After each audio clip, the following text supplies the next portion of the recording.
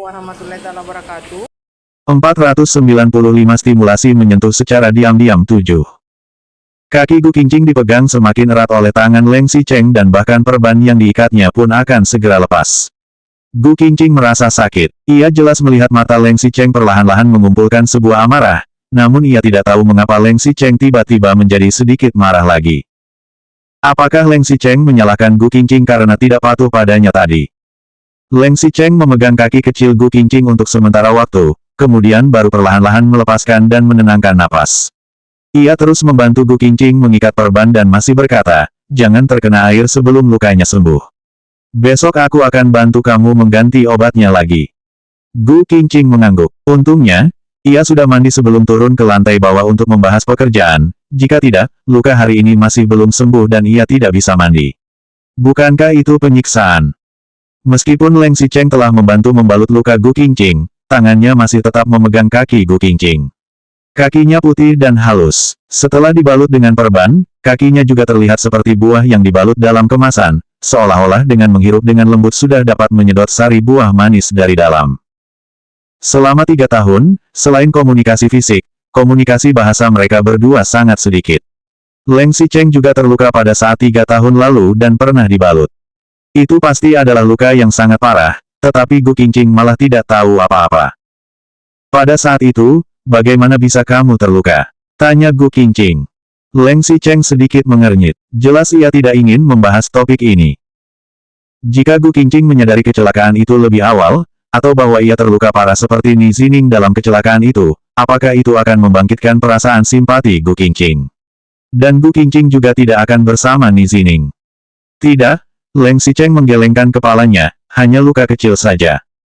Oh, Gu Qingqing menundukkan kepalanya sedikit, menyadari Leng Xicheng tidak berminat membicarakannya. Ia juga tidak tahu topik apa yang harus dibicarakan.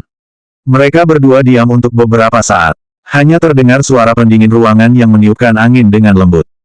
Gu Qingqing bahkan sedikit mengeluh tentang dirinya sendiri. Mengapa ia tidak bisa fleksibel dan berkemampuan dalam segala aspek seperti Su Zipei? Atau, memiliki kepribadian aktif seperti Su Zijin. Setidaknya, jika ia begitu, sekarang ia tidak akan merasa begitu canggung. Setelah waktu yang lama, Leng Xicheng berdiri dan berkata, "Aku akan naik. Masih ada beberapa dokumen yang harus diurus di lantai atas." Awalnya Leng Xicheng masih ingin melakukan hal-hal buruk dengan Gu Qingqing. Tetapi, kaki Gu Qingqing terluka dan suasana juga terganggu. Banyak hal tidak dapat dilanjutkan lagi. Selain itu, bahkan jika ia ingin melanjutkannya, ia juga harus mempersiapkan tindakan pengamanan. Gu Qingqing mengangguk. Namun, saat Leng Xicheng baru saja berjalan 2 langkah, Gu Qingqing yang di belakangnya memanggilnya lagi, "Leng Xicheng." Leng Xicheng menoleh dan memandang Gu Qingqing dengan sedikit aneh.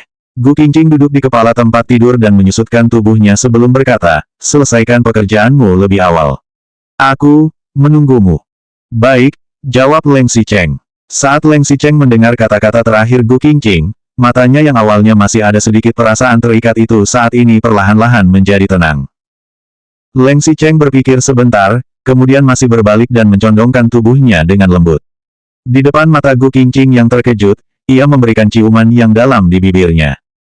"Tidurlah lebih awal, aku akan segera kembali." Leng Xicheng dengan cepat naik ke lantai atas. Setelah mengurus tugas pekerjaan, ia tidak segera turun untuk bersama Gu Qingqing. Tetapi, ia malah turun ke lantai bawah dan keluar dengan mengemudi mobil sendiri. Tidak ada kemacetan di malam hari. Dengan cepat, Leng Xicheng tiba di pusat kota. Ia mengemudikan mobil dan berkeliling untuk waktu yang lama. Setelah ia menemukan apotek 24 jam, ia memarkirkan mobilnya untuk turun dan masuk ke dalam. Hanya ada satu pramuniaga di dalam yang menguap dengan kondisi sedikit tertidur. Leng Xicheng memasuki pintu apotek dan segera bertanya, "Apakah ada Durex?" "Yang versi ultra tipis. Aku mau 3 kotak yang isi 10 bungkus." Ada, jawab pramuniaga itu sambil mengangguk berulang kali. Leng Xicheng tiba-tiba teringat sesuatu dan bertanya dengan nada acuh tak acuh, "Kalau begitu, apakah ada afrodisiak?"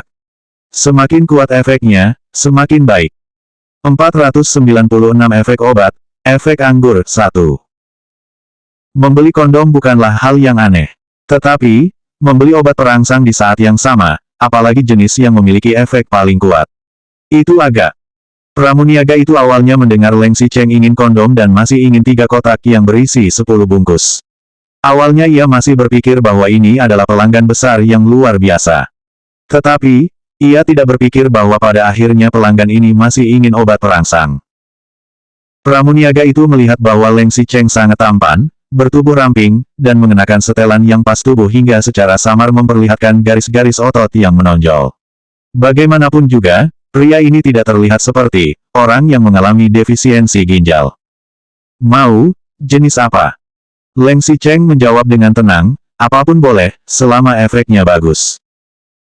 Pramuniaga berpikir sebentar, kemudian berkata dengan serius, lebih baik jenis yang membuat pria yang awalnya tidak tertarik sama sekali menjadi binatang ketika meminumnya. Pramuniaga sontak tercengang ketika mendengar kata-kata Leng Xicheng. Ia melirik Leng Xicheng dari atas ke bawah, kemudian mendesah, ini seberapa, tidak mampu. Dikatakan bahwa ada beberapa pria kaya, jangan melihat bahwa mereka kaya berarti tidak mampu. Pantas mereka akan sengaja memilih larut malam untuk membeli obat ketika tidak ada orang di sekitar. Pramuniaga itu dengan cepat memberikan sebuah bungkusan kecil pada Leng Xicheng, ini memiliki efek paling baik. Leng Xicheng mengambilnya dengan tidak terburu-buru, kemudian bertanya dengan tenang, ada berapa butir dalam satu kotak? Ada 1 butir, 5 butir, dan 10 butir. Leng Xicheng melirik bungkusan kecil yang berisi 1 butir itu dengan jijik, berapa butir untuk sekali? Pramuniaga itu sudah hampir menderita. Setelah waktu yang lama, baru ia menjawab, 2 butir. Ambil bungkusan yang berisi 5 butir. Leng Xicheng membelinya tanpa ragu-ragu. Ia melakukan pembayaran secara bersamaan ditambah dengan 3 kotak sebelumnya. Sebelum Leng Xicheng pergi, pramuniaga itu masih berkata dengan lemah, sebenarnya untuk kondisi seperti ini, aku lebih merekomendasikan perawatan medis. Perawatan medis. Buat apa perawatan medis? Leng Xicheng tampak bingung, namun ia juga tidak berpikir terlalu banyak. Ia segera mengambil 4 kotak itu dan berjalan keluar dari apotek. Leng Xicheng mengemudikan mobilnya kembali ke hotel. Begitu ia tiba di kamar, suasana ruangan sunyi dan Gu Qingqing telah tertidur. Meskipun Gu Qingqing sudah tertidur, wanita itu masih menyalakan lampu malam kecil untuk Leng Xicheng. Tidak hanya itu, ruangan tampaknya juga sudah dibersihkan. Kamar terlihat jauh lebih rapi dan bersih. Sebenarnya Leng Xicheng selalu tahu bahwa sejak hari Gu Qingqing menikah dengannya, wanita ini adalah seorang istri yang memenuhi syarat. Gu Qingqing menjaga pola makan dan kehidupan sehari-hari Leng Xicheng dengan sangat teliti, tidak peduli seberapa keterlaluan ia bermain di luar. Meskipun Leng Xicheng kemudian bertengkar dengannya ketika kembali, Gu Qingqing juga selalu bisa memandangnya dengan santai. Tetapi, sekarang Leng Xicheng juga bisa perlahan-lahan melihat sedikit emosi lembut di mata Gu Qingqing dan melihat bahwa penampilannya yang marah karena agak peduli padanya. Mungkin ini hanyalah perasaan egois dan posesif untuk memiliki pihak lain, atau hanya perasaan baik yang kabur. Tetapi, bahkan jika hanya ada sedikit perasaan baik, Leng Xicheng juga akan berusaha keras untuk menyirami pohon kecil ini dengan hati-hati dan akhirnya merawatnya menjadi pohon besar dan tinggi. Mengenai serangga terbang dan gulma dalam proses pertumbuhan, Leng Xicheng akan membantu Gu Qingqing membereskannya. Leng Xicheng mendekati Gu Qingqing dan mencium wajahnya yang bernapas dengan stabil. Leng Xicheng perlahan-lahan bangkit, menutup pintu, kemudian pelan-pelan kembali ke kamarnya di lantai atas.